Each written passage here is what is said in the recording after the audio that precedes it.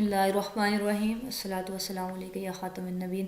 السلام علیکم اسٹوڈنٹس، جیسے کہ آپ کو پتہ ہے ہم نے 17 لیکچر اسٹارٹ کیا ہوا ہے، یہ اس کا ریمیننگ پارٹ ہے۔ تھرڈ جو ایشو ہے مین وہ کانسٹیٹیوشن ایشو ہے، سیپریٹ اور جوائنٹ الیکٹوریٹ۔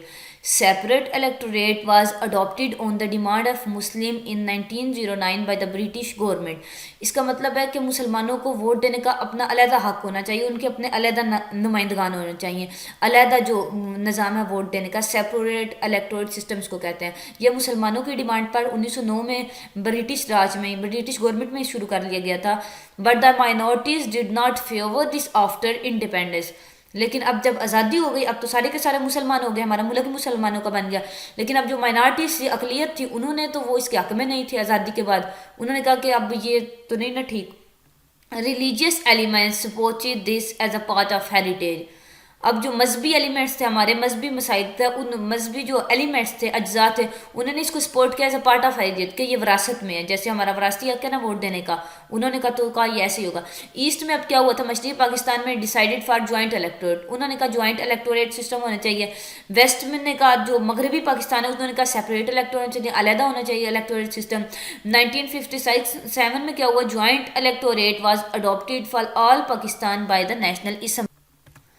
اچھا، سیپریٹ الیکٹوریٹ سسٹم جو ہوتا ہے نا، وہ بیسیکلی ایسے ہے کہ آپ کو ایگزامپل سمجھاتی ہوں۔ مطلب ایک اسٹیٹ ہے، سمجھے کشمیر کی ایک ریاست ہے، ایک اسپیسیفائڈ ایریا کشمیر کا۔ اب اس میں اگر سیپریٹ الیکٹوریٹ سسٹم ہوگا تو ایک نمائندہ کھڑا ہوگا، وہ بھی مسلم ہوگا، وہ اس کے لیے ہوگا نا، اس علاقے کے لیے، مطلب کشمیر کے علاقے کے لیے وہ نمائندہ کھڑا ہوگا ووٹ لینے کے لیے۔ اب اس کو جو ووٹ دے سکیں گے وہ بھی صرف مسلمان ہی دے سکیں گے، مطلب مسلمانوں کے علاوہ اور اسے لوگ ووٹ نہیں دے سکیں گے۔ اسے کہتے ہیں سیپریٹ الیکٹوریٹ سسٹم۔ مطلب ایک تو نمائندہ بھی اسی کمیونٹی کا ہوگا، جس کلچر یا جس ریجن سے اس کا تعلق ہوگا، اسی لوگ ریجن کے لوگ اسے ووٹ دے سکیں گے، دوسرے اسے ووٹ ہی نہیں دے سکیں گے۔ اب تو ظاہر ہے جب پاکستان بنا تو جو مائنورٹیز تھے انہوں نے اس کو نہیں کیا، سیپریٹ الیکٹوریٹ کو انہوں نے فیور نہیں کیا، کیونکہ اب مسلمانوں کا ملک تھا، مسلمانی نمائندہ کھڑا ہونا تھا، اور اس کو ووٹ بھی مسلمانوں نے دینا تھا، پھر نان مسلم کے پاس تو ووٹ کا حق ہی نہیں رہا، اس لیے انہوں نے اس کو نہیں فیور کیا۔ اب اور جوائنٹ الیکٹوریٹ یہ ہوتا ہے کہ اگر ایک کمیونٹی ہے، سمجھے کشمیر کی ہم اگزامپل لے لیتے ہیں، اس میں ایک نمائندہ کھڑا ہوا ہے جو ووٹ کے لیے، ایک ریپریزنٹیٹر کھڑا ہوا ہے۔ اب اس کو ووٹ جو لوگ دیں گے وہ سارے کے سارے اس علاقے کے ووٹ دیں گے، اس کمیونٹی اس میں نہیں ہوگا، اس میں ٹیریٹری ہوگا، مطلب جس علاقے سے وہ کھڑا ہوا ہے، فار ایگزامپل وہ کشمیر کے علاقے سے کھڑا ہوا ہے تو کوئی سارے کے سارے جو کشمیر کے لوگ ہیں وہ اسے ووٹ دے سکیں گے، وہ مسلم ہے، نان مسلم یا جو بھی ہے۔ اس کو کہتے ہیں joint electorate system.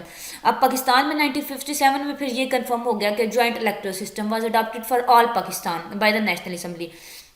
National assembly نے یہ کہا کہ پورے کے پورے پاکستان میں جوائنٹ الیکٹوریٹ سسٹم ہے، مطلب ایک نمائندہ اگر کھڑا ہوگا تو اس کو کوئی بھی ووٹ دے سکتا ہے، مسلم نان مسلم سارے کے سارے، وہ جس کو چاہیں کہ وہ ووٹ دیں گے۔ اب یہ امپورٹنٹ ہے، اس کا کانسیپٹ آپ نے ریممبر کرنا ہے۔ نیکسٹ فورتھ جو پوائنٹ ہے، the national language issue.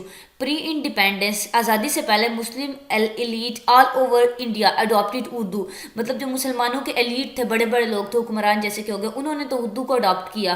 In 1948 Jinnah declared that Urdu would be the national language. 1948 میں قائد اعظم نے بھی فرما دیا کہ اردو ہماری قومی زبان ہوگی۔ But provinces could use their languages, لیکن جو صوبے ہیں وہ اپنی اپنی زبان استعمال کر سکیں گے، مطلب پنجاب میں پنجابی، سندھ میں سندھی بولی جائے گی، کے پی میں پشتو، مطلب اپنی زبان استعمال کر سکیں گے، قومی زبان اردو ہوگی۔ Opposition against Urdu was there in east Bengal, ظاہر وہ بنگالی تھے، وہ بنگالی بولتے تھے، اب وہ تو انہوں نے اس کو تو اپوز کرنا تھا اردو زبان کو، اس کی مخالفت انہوں نے کی۔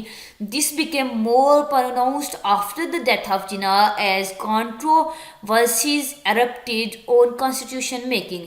اب یہ آئین تو ظاہر ہے قائد اعظم کی تو ڈیتھ ہوگی 48 میں، اس وقت تک ہمارا کانسٹیٹیوشن تو بنا نہیں تھا۔ اب قائد اعظم کی ڈیتھ کے بعد، کیونکہ وہی انہوں نے یہ فرمایا تھا نا اردو، پھر بھی لوگ ان کا رسپیکٹ کرتے تھے، اب ان کے جانے کے بعد تو یہ مخالفت اور زیادہ بڑھ گئی اور کانسٹیٹیوشن میکنگ ایشو بھی زیادہ بڑھ گئے۔ اب کیا ہوا، language movement started in Pakistan, east Pakistan, February 1952۔ تو جو مشرقی پاکستان ہے انہوں نے تو اس کی زبان کی تحریک چلا لی، اپنی زبان کی، ظاہر ان کی زبان بنگالی تھی، انہوں نے اس کو سیکیور کرنے کے لیے لینگویج موومنٹ اسٹارٹ کی 1952 میں۔ There was a complaint about anti-Bengali language attitude of the federal government، اور فیڈرل گورنمنٹ جو مرکزی حکومت تھی اس وقت ہماری، اس کو کمپلین آئی کس چیز کی، کہ لوگ اینٹی بنگالی لینگویج ایٹیٹیوڈ رکھتے تھے، مطلب لوگ بنگالی سے نفرت کرتے، اینٹی کا مطلب ہوتا ہے مخالف، بنگالی زبان کے مخالف تھے، اس چیز کی کمپلین فیڈرل گورنمنٹ کو ریسیو ہوئی۔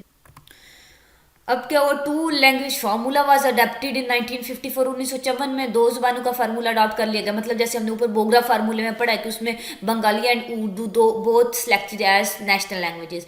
Since 1973, Urdu was adopted as national language along with the support for development of regional language. اب 1973 میں کیونکہ 1971 میں پہلے تو 1971 میں تو اردو اور بنگالی دونوں نیشنل لینگویج تھی نا، کیونکہ 97 میں بنگال علیحدہ ہو گیا، تو پھر 1973 کے جو آئین ہے اس کے بعد جو ہمارا بنا کانسٹیٹیوشن، اس وقت سے ہماری جو اردو نیشنل لینگویج ہے. اب دیکھیں ہم نے اوپر بوگرا فارمولا پڑھا ہے، اس میں بھی ایک آ سکتا ہے یہ کنسیپٹ کہ اس میں تو دونوں نیشنل لینگویج تھی اردو اور بنگالی کے. اب بھی ہے یا نہیں؟ ایسا نہیں ہے، اس میں تھا. اور پہلا جو ہمارا 56 کا اس کے بعد والا کانسٹیٹیوشن تھا ان میں بھی یہی رہا تھا. لیکن جو 1973 کا کانسٹیٹیوشن جو اب پاکستان میں چل رہا ہے آپریٹنگ ہے، اس میں وہ صرف ہماری اردو نیشنل لینگویج ہے. نیکسٹ جو ایشو تھا کانسٹیٹیوشن پارلیمنٹری اور پریزیڈنشیل سسٹم. اس کا پہلے کنسیپٹ سمجھتے ہیں. اب پارلیمنٹری سسٹم یہ ہوتا ہے کہ جو پرائم منسٹر ہے، جو ہمارا وزیر اعظم ہے، وہ ہمارا ہیڈ ہوگا سب سے بڑا اوپر، مطلب وہ سب سے بڑا سپریم ہیڈ ہوگا. اور پریزیڈینشیل سسٹم میں یہ ہوتا ہے کہ جو صدر ہے وہ ہیڈ ہوگا. There was a consensus for parliamentary system. Parliamentary system کے لیے اتحاد تھا، کنسنسس تھا. But there was a limited demand for presidential system. لیکن صدارتی سسٹم کے لیے، بنا صدارتی جو نظام تھا اس کے لیے بھی لمیٹڈ ڈیمانڈ تھی، کچھ لوگ اس کی ڈیمانڈ کرتے تھے. Supporters of presidential system become dominant after the 1958 military take over. 1958 میں جو مارشل لا لگا تھا اس کے بعد لوگ صدارتی نظام کے زیادہ بڑھ گئے تھے اس کے supporters. The 1962 constitution was a presidential constitution. یہ بھی امپورٹنٹ ہے اس کے لیے کہ جو 1962 کا ہمارا آئین تھا وہ پریزیڈینشیل کانسٹیٹیوشن تھا، صدارتی آئین تھا. مطلب اس میں جو صدر تھا وہ ہیڈ ہوتا تھا گورنمنٹ. ابھی جو ہمارا چل رہا ہے اس میں پریزیڈنٹ ہوتا ہے، پارلیمنٹری ابھی چل رہا ہے. کہ جو 1962 کا تھا وہ پریزیڈینشیل تھا. دا اسلامک اور سیکولر اسٹیٹ، یہ تو فضول کا ایشو تھا، پتہ چل گیا جو تھا کہ اسلامک اسٹیٹ ہے، لیکن پھر بھی فتنے ایسے اٹھتے تھے، انہوں نے یہ پرابلم بنائی. تو اس کو ہم کرتے ہیں discuss. From the very beginning of Pakistan movement there was an agreement that the state will have close relation with Islam. وہ کہہ رہے ہیں جو پاکستان موومنٹ کی اس کے شروع سے، تحریک پاکستان کے شروع سے ہی یہ ایک ایگریمنٹ، ایک معاہدہ تھا کہ پاکستان کے جو ہے اسلام کے ساتھ کلوز ریلیشن شپ ہوں گے. مسلم جو define their national identity with reference to Islam and its heritage. مسلمان جو اپنی قومی پہچان ہے وہ اسلام کے حوالے سے کریں گے، وہ یہ کہیں گے کہ ہم مسلمان ہیں اس لیے ہم پاکستانی ہیں. Some opposition came from the Congress members of the Constituent Assembly and a few secularists. اب کانگریس کے جو ممبر تھے، جیسے کانگریس کو بھی نمائندہ جماعت کہا جاتا تھا سارے بر صغیر کی، اب اس کے لوگوں نے اس کو مخالفت کی اسلامک اسٹیٹ کی، اور کچھ سیکولر جو سو کالڈ ادھر تھے انہوں نے بھی اس کی مخالفت کی. There was a broad agreement that the state will identify itself with Islam.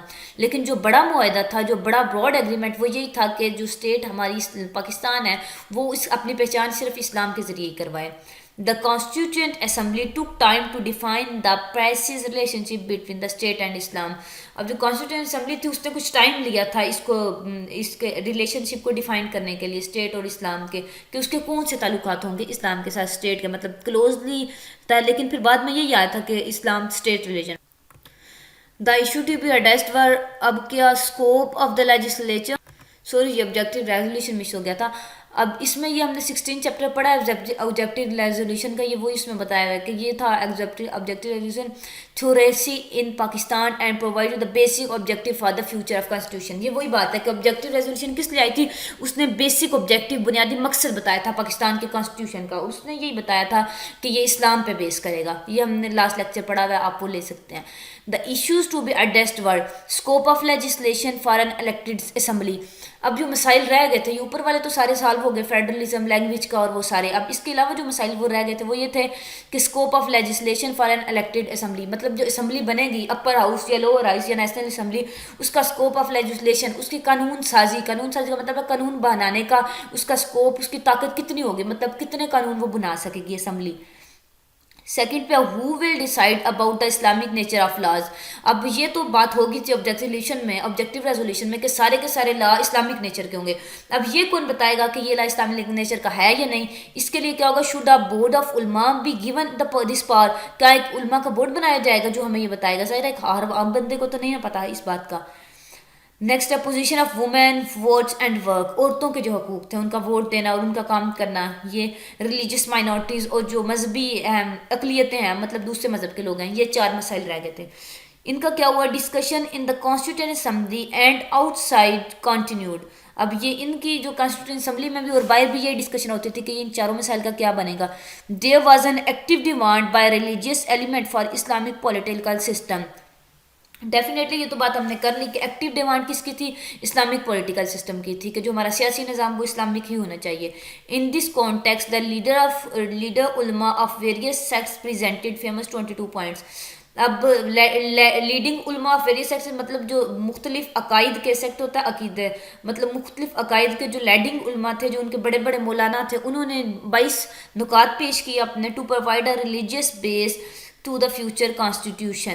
اب وہ 22 نکات یہ تھے کہ ان 22 نکات کو مد نظر رکھ کے جو ریلیجیس بیس مذہب پہ بنیاد کرتا ہوا کانسٹیٹیوشن جو فیوچر کا پاکستان کا بنے وہ مذہب پہ بنیاد کرے، اور انہوں نے علماء نے 22 پوائنٹس اس کے حوالے سے پیش کیے. Last point are the key issues. What kinds of institution and process have to be created to translate the notion of supremacy of the Quran and Sunnah. وہ کہتے ہیں کہ کون سے ایسے ادارے ہوں جو ہمیں یہ بتائیں کہ قرآن اور سنت کی سپرمیسی ہے، ان کا جو حاکمیت ہے وہ قرآن اور سنت کی ہے پاکستان میں. کیا ایسے ادارے ہونے چاہیے جو ہمیں اس بات کی ٹرانسلیشن کریں. The Constituent Assembly adopted a middle course and modernist perspective. اس حوالے سے جو کانسٹیٹیوشن اسمبلی ہے اس نے ایک درمیانہ رستہ اختیار کیا، مطلب علماء بورڈ ایک بنا لیا، یہ اس طرح تھوڑا بہت کام کر لیا اس حوالے سے. Spirit of Islamic principles and values, modern notions of governance, representation and administration were املگمیٹ.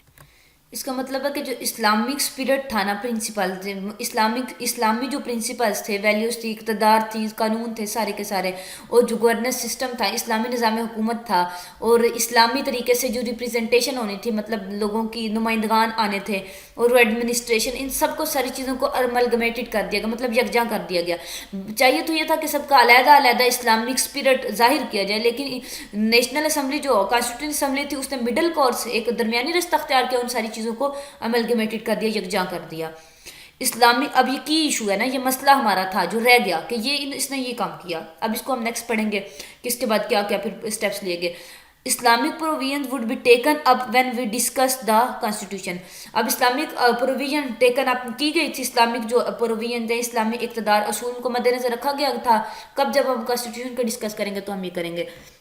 اچھا یہ ہمارا کمپلیٹ ہو گیا. اب یہ جو کی ایشوز ہیں، یہ جو اوپر ہم نے پڑھے ہیں نا پوائنٹس، یہ ایشوز اس میں یہ صرف ہائی لائٹ چیزیں، یہ اس کو بالکل نہیں یاد کرنے کی ضرورت. لیکن جو اوپر والا ہے، یہ اوپر والا جو ہے یہ 7 پوائنٹس، ان کے آپ نیم تو ضرور میمورائز کریں، ضرور یاد کریں. ان کے نام شارٹ کویسچن میں پوچھے جا سکتے ہیں. اور یہ اگر ڈیفینیشن کسی کی ہائی لائٹ ہے یلو میں، وہ بھی آپ ڈیفینیشن بھی یاد کریں. آپ کو کنسیپٹ بھی ہونا چاہیے، یہ جو ہائی لائٹ ہے اس کو سارے کو یاد کریں. آبجیکٹیو ریزولوشن، یہ نیچے والی چیزیں ان کو یاد کرنے کی ضرورت نہیں، ان کو صرف جو سمجھایا وہ پڑھ لیں تو آپ کا انشاءاللہ ہو جائے گا. ہوپ سو آپ کو سمجھ آئی ہوگی. اپنا بہت سارا خیال رکھیے گا. اللہ حافظ.